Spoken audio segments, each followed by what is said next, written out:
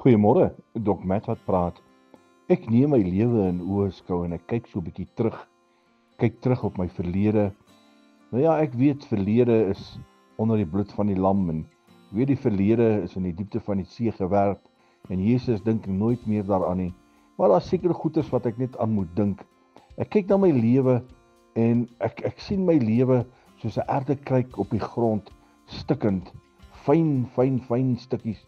Oral lê die stukke gespat en ek sien in my geestesoog die hand van die Here kom en hy tel stukkie vir stukkie op en hy vat hierdie aardekruik en hy vorm hom weer.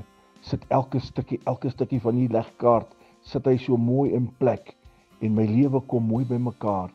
Sy groot hand bring 'n verandering in my lewe. Ek dank hom dat hy my lewe bymekaar gebring het. Ek dank hom soveel dat hy in my belang gestel het om my pad langs te kom, om my lewe te herstel. En ek lê nie soos 'n gebroke erdekruik op die grond nie.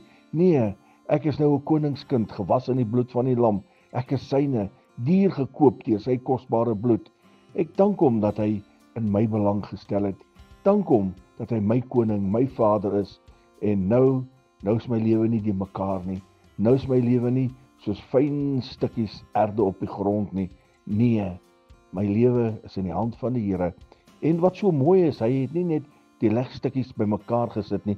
Dis in so 'n mate gedoen dat mens nooit kan sien dat hierdie lewe van my in stukkies gelê het nie.